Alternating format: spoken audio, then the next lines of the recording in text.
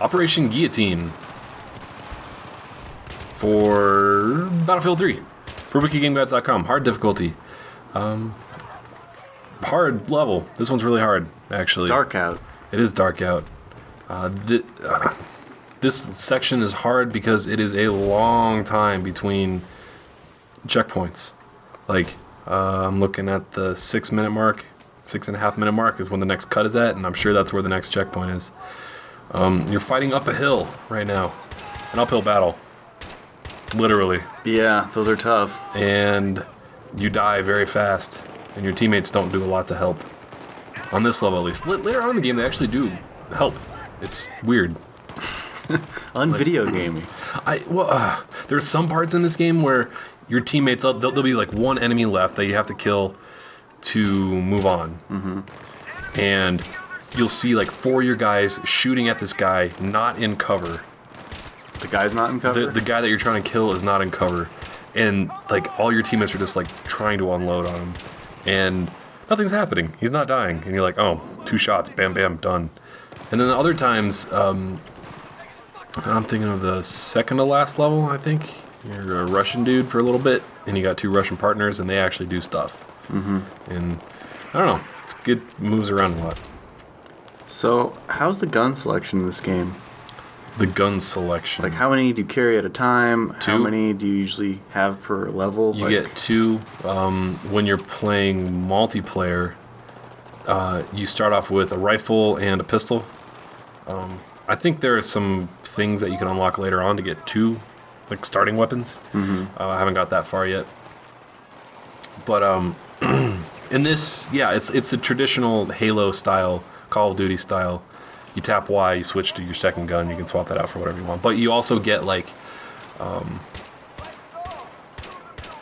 in a couple different levels throughout this game, you get like a rocket launcher. You hit right on the D-pad or left on the D-pad, one of the two, to swap to that.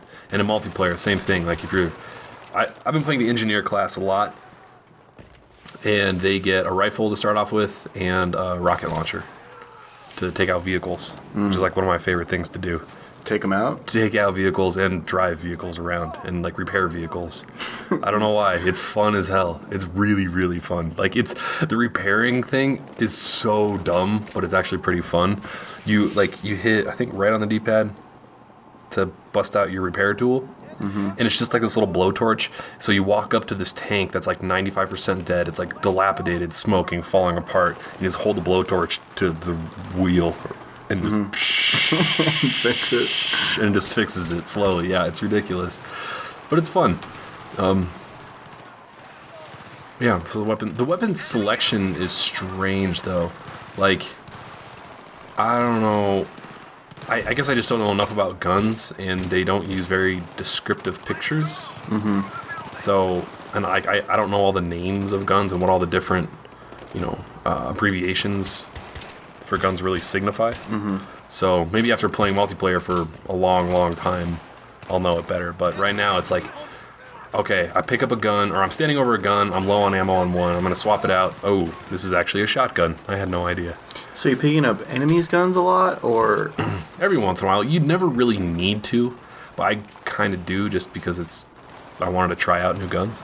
And then is ammo readily available? It is. There's a lot of different, it depends on the level. Most of the levels will have these like ammo crates that you just walk up to and kind of like rub your junk up against them for a couple seconds, and then it refills your ammo completely. And if you like run over the same kind of gun that you're holding, does it refill? I don't know.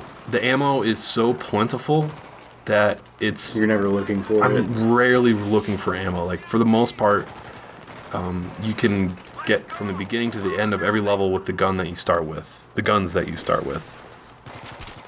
And, yeah.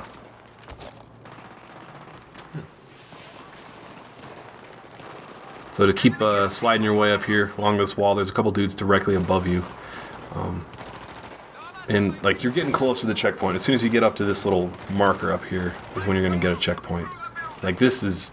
Oh god, this took me a while to record. And it's just patience, or... It's just like, I don't know. Like, enemies are tough to see in this game. They don't make it easy. There's a couple levels where the enemies are very well camouflaged, and it makes it incredibly hard to see them especially when you're at a disadvantaged position, like you are right there. And yeah, hey, saving checkpoint finally.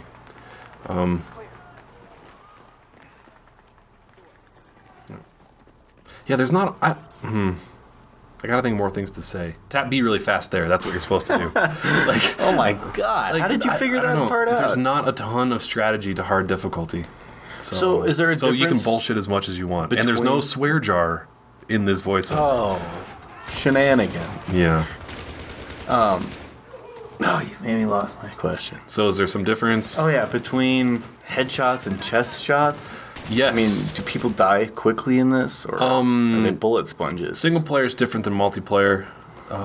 Single player, definitely be aiming for like the upper neck, head region, and you'll be fine. It doesn't. I don't know. Single player, it seems to be like if you hit them in the arm or hit them in the torso or whatever. Oh, so I cut out a long driving sequence there. Yeah, it doesn't really seem to make a huge difference where you shoot them. Like, a headshot will kill them faster. Okay. Oh, especially in the sniping section. Especially in co-op, I've noticed. Actually, there's like a sniping co-op mission. Where one of the achievements that I haven't got yet is get through the whole level without setting off the alarms. Which basically means kill every group of dudes before they have a chance to run away. And I haven't been able to pull it off on hard because sometimes you'll get a headshot, but it'll hit their helmet, and it doesn't kill them. Oh, just like knocks it off. Yeah. What? Yeah, not knocks it off in the way that like Killzone or like Halo will do it, you know. But yeah, it definitely takes like multiple headshots. But like them. Single player seems like every mode seems to have its own. No, I'm bored. This is what happens when I'm bored in games. I do. Oh, you got things. to see through the ceiling. Yeah, like I do things like this. I jump on top and I see through the ceiling. Yeah, like that's bad game development if I have time to do shit like that. Anyway, where were we? Yeah, every mode seems to have its own, not necessarily health system, but health scale. Where, single player seems a little bit easier than co-op, and then multiplayer definitely seems like it's the hardest. Like you'll be. I don't know, multiplayer is complex. And it's actually really cool because you can see people's health bars over their head if you're close enough to them. And, like, you'll be pelting someone. And so, I talked about this in one of the earlier voiceovers, how one thing that I kind of liked, wasn't sure if it made the game better or not, about this game compared to Call of Duty, is that in this game, it doesn't... give you a little hit marker when you hit somebody. It doesn't give you that little X right in the middle of the screen. It does in multiplayer. So you'll, like...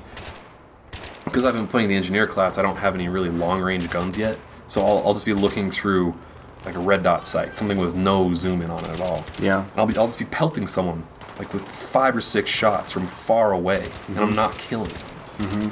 And it's like, oh, well... I mean, I don't know where I'm hitting on them because I can barely even see them. The only reason I know that I'm hitting them is because of that hit marker. Okay. But, yeah, it like definitely takes a lot more. Dude, I'm in love with multiplayer. I mean, the hit marker. Oh, yes, You prefer absolutely. Well, I'm sure there's a mode to turn that off. But right now in the game, I like it a lot. For multiplayer. Especially because, I don't know, multiplayer is not instantaneous feedback the way that this is. There's a little bit of lag involved in it. Yeah. It's really nice to get that To know that you're actually on target. Yeah. Or like, a lot of time, like, because I've been playing the engineer, I shoot a lot of RPGs at tanks that are kind of far away, and I don't always know if I hit them. It's hard to tell. Like even a big ass tank, you can see the explosion. You don't know how much damage you're doing. You don't know how anything really. Yeah. And it's really good to get that feedback. It would be frustrating. You know what? It would be really frustrating if you didn't get that, because you'd be shooting at someone, and then you're like, "Why am I not hitting them? What's going on?" But you're not. But you are hitting them. You're just not doing enough damage to them to kill them. Yeah. So, Yeah. I guess that's kind of the line. The lag line is what makes the hit markers. More important. Yeah, definitely. Is there like an arcade mode for this game? No. Like in the way that Halo or Call of Duty have arcade modes where they give you like, points for every kill you get. Yeah. No, there's nothing like that. In co-op, you get scored, but you don't see it till the end of the whole level. So it's similar to like the scoreboard at the end of a single or a multi co-op Halo level, but it's not like instantaneous feedback and like an active scoreboard. Yeah. The way that a Halo or a Call of Duty is.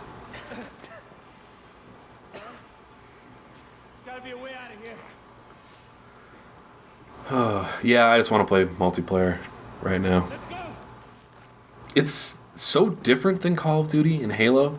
I think that's why I'm liking it so much. I'll talk about a bit more about that in the next video, but I think we're gonna have to tweet for some topics to talk about because I'm not talking strategy at all. Like I don't know what to say at this point. Like just you can see where I'm going. Like should I be? That'd be more? the strategy, right? Yeah, The follow my location. path. Follow my path. I mean, there are some sections where I will talk about specific strategy, but for the most part, it's just So the enemies are always in the same place. yeah. There's Everything's always the same. right. And Is usually, it, I feel like I can talk a bit more about that, but Is it like tripwire style to like trigger the next thing, or are there a lot of a lot of times it's your infinite enemy sections? No, there are no. There are no infinite enemy sections for the most part. There's one or two times, but you're not supposed to, like you're not forced to move forward through them the way that a Call of Duty would make you, like move up and hit a tripwire Yeah. to advance through it.